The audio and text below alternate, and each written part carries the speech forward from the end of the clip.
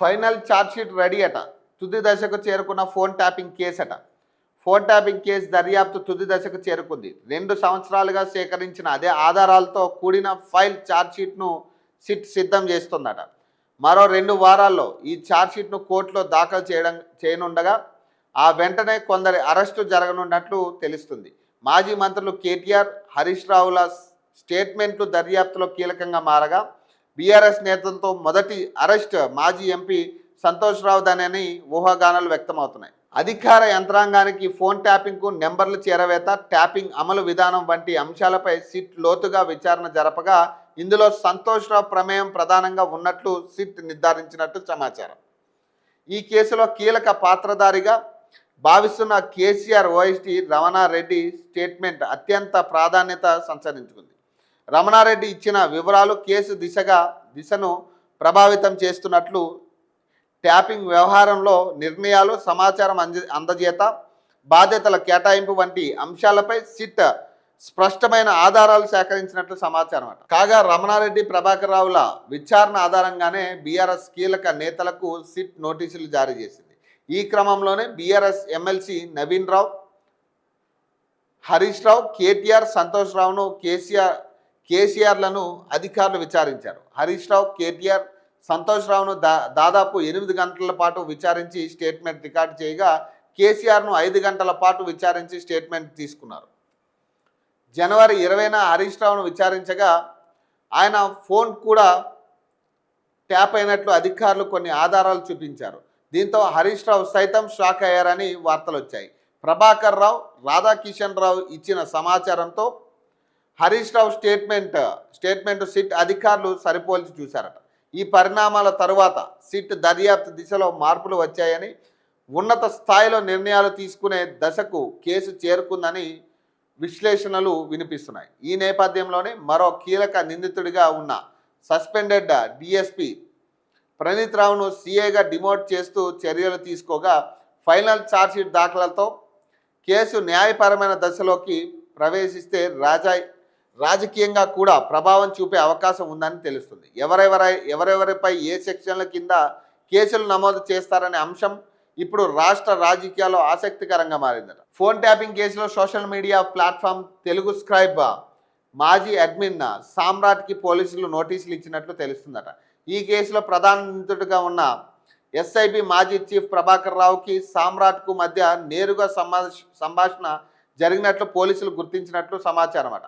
కాగా ఈ కేసుకు సంబంధించిన మరికొన్ని నిజాలు సామ్రాట్కి తెలిసే ఉంటుందని, అందుకే విచారణకు రావాలని నోటీసులు ఇచ్చినట్లు ప్రచారం జరుగుతున్నదట.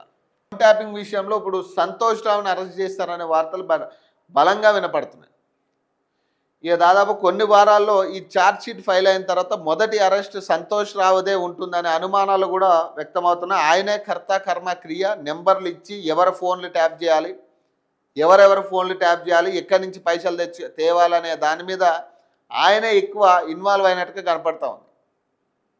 సో మరి ఈ నేపథ్యంలో ఆయన అరెస్ట్ చేస్తారనే వార్తలు వస్తున్నాయి. కానీ ఈ కేసుకు సంబంధించి కొంతమంది న్యాయ నిపుణులు కూడా చెప్తున్నది ఏంటంటే, ఈ కేసులో అరెస్ట్ చేయడానికి ఎటువంటి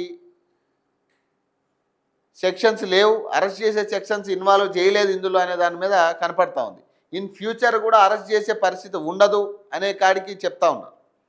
నిన్న న్యాయ నిపుణులు కూడా కొంతమంది మాట్లాడిన తర్వాత నేను తెలుసుకున్నది ఏంటంటే, ఈ కేసులో ఇది ఫస్ట్ కేసు అట, మన ఇండియాలోనే ఫస్ట్ కేసు అండి ఈ ఫోన్ ట్యాపింగ్కి సంబంధించి. సో దీని కింద ఏ సెక్షన్స్ కింద వీళ్ళని అరెస్ట్ చేయాలనే దాని మీద ఇంకా తర్జన భర్జనే కనపడుతుంది తప్పితే ఇప్పట్లో అరెస్టులు అయితే జరిగే పరిస్థితి ఉన్నట్టుగానే తేల్చి చెప్తా ఉన్నారు. ఏ రకంగా అరెస్ట్ చేస్తారు అనేది తెలియాలి. తర్వాత ఈ పోలీసు వ్యవస్థకి ఆల్రెడీ ఫోన్ ట్యాపింగ్ చేసే హక్కు ఉంటుంది కాబట్టి మరి ఎట్లా వాళ్ళని ఇన్వాల్వ్ చేస్తారు, ఏ రకంగా ఎవరిని బాధ్యతలు చేస్తారు, ఇప్పుడు అరెస్ట్ చేయడానికి కొత్త చట్టాలు ఏమన్నా తీసుకొస్తారనే దాని మీద కూడా నిన్న ఒక అడ్వకేట్ మాట్లాడుతూ ఉన్నారు. మరి చూడాలి దీని మీద అరెస్టుల పర్వం ఎట్లా కనపడుతుంది, ఇప్పుడు ఎట్లాంటి సెక్షన్స్ ఇన్వాల్వ్ చేస్తారు, కొత్త సెక్షన్స్ ఏమన్నా అమలు చేసే పరిస్థితి ఉంటుందా? ఎందుకంటే ఇప్పుడు రేవంత్ రెడ్డి రాజ్యాంగం నుంచి ఏమన్నా కొత్త సెక్షన్స్ ఏమన్నా తీసుకొస్తారా అనేది చూడాలి. బీఆర్ఎస్లోకి ఎమ్మెల్యే గూడెం అనుచరులు త్వరలో ఆయన సైతం ఎమ్మెల్యే గూడెం మైపాల్ రెడ్డి తిరిగి బీఆర్ఎస్లో చేరనున్నట్లు తెలుస్తుంది. ముందుగా అనుచరులను పంపి ఆ తర్వాత ఆయన చేరుతున్నట్లు సమాచారం అట. ఈ క్రమంలోనే అమీన్పూర్ మున్సిపల్ మాజీ చైర్మన్ పాండురంగారెడ్డి, మాజీ వైస్ చైర్మన్ నరసింహ గౌడ్, మాజీ వైస్ చైర్మన్ ప్రభాకర్, మాజీ ఎంపీపీలు దేవానంద, యాదగిరి యాదవ్, వెంకటరెడ్డి, దశరథ్ రెడ్డి, మాజీ జెడ్పీటీసీ సుధాకర్ రెడ్డి, విజయ్ కుమార్ తదితరులు హరీష్ రావు సమక్షంలో శుక్రవారం బీఆర్ఎస్లో చేరారట. సిగ్గుండాల, వాళ్ళని తిరిగి మళ్ళీ చేర్చుకోవడానికి సిగ్గుండాలి బీఆర్ఎస్కి. వాళ్ళు మళ్ళీ తిరిగి చేర్చుకోవడానికి సిగ్గుండాలి. ఎందుకు అంటున్నాను ఈ మాట? ఇప్పుడు ఇంతగానం కేసులు పెట్టి వాళ్ళు మీతో డ్రామాలు చేసి నేను బీఆర్ఎస్లోనే ఉన్నాను మళ్ళీ పైచీలకు చెప్తా ఉన్నారు. వాళ్ళు కాంగ్రెస్ కంటే వాళ్ళు కప్పుకున్నారు. ఇంత దూరం మీరు కేసు పెట్టి రచ్చరచ్చ చేసి ఇప్పుడు ఆ 10 మంది ఎమ్మెల్యేలు కాంగ్రెస్లో ఉన్నారని మీరే స్వయంగా ఒప్పుకున్నారు. మళ్ళీ తిరిగి ఎట్లా చేర్చుకుంటారు వాళ్ళని? అసలు ఫస్ట్ వాళ్ళని ఆ రోజే సస్పెండ్ చేయాల్సి ఉండే. మీరు ఎందుకు చేయలే అంటే మళ్ళీ వస్తారని తెలుసా మీకు? వస్తే జాయిన్ చేయాలనుకున్నారా? మళ్ళీ జాయిన్ చేసుకోవాలనుకుంటున్నారా మీరు? ఇంకా ఇప్పుడు ఆ 10 మంది ఎమ్మెల్యేలు మళ్ళీ తిరిగి బీఆర్ఎస్లోకి వస్తే జాయిన్ చేసుకుంటారా? ఇప్పుడు ఇంత డ్యామేజ్ చేసినాక, ఇప్పుడు ఇన్ని కేసులు అయినాక ఇంకా వాళ్ళు పైచీలకు ఇప్పుడు మీ మీద బురద జల్లే ప్రయత్నం కూడా చేసిరు వాళ్ళు. కాబట్టి ఇప్పుడు దీనికి సిగ్గుండాలి జాయిన్ చేసుకోవడానికి మళ్ళీ బీఆర్ఎస్ వాళ్ళకి. ఇప్పుడు గూడెం మైపాల్ రెడ్డి ఖచ్చితంగా మళ్ళీ బీఆర్ఎస్లోకి వస్తాడు.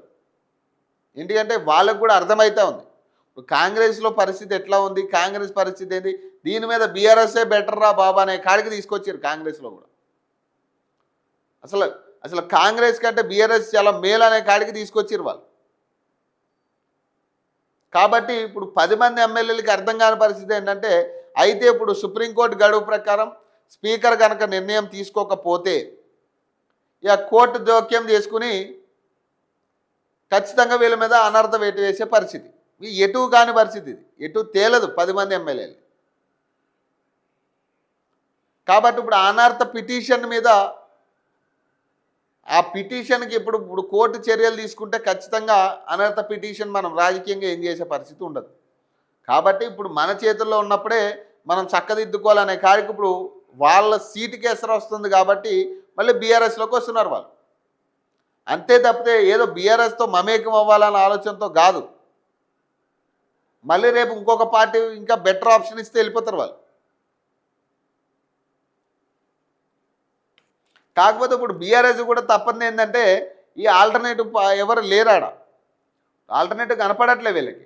బీఆర్ఎస్కి కూడా ఎవరు నిలబెట్టాలి, ఏ క్యాడర్ నిలబెట్టాలి, ఏ క్యాడర్ ఉంది, సీనియర్ క్యాడర్ ఎక్కడుంది? కాబట్టి ఇక వీళ్ళకి కూడా తప్పలేని పరిస్థితి. ఇక దిక్కులేదు, ఇక వేరే వాళ్ళు దిక్కులేదు అనే కాడికి తీసుకునే పరిస్థితి ఉంటుంది ఇక.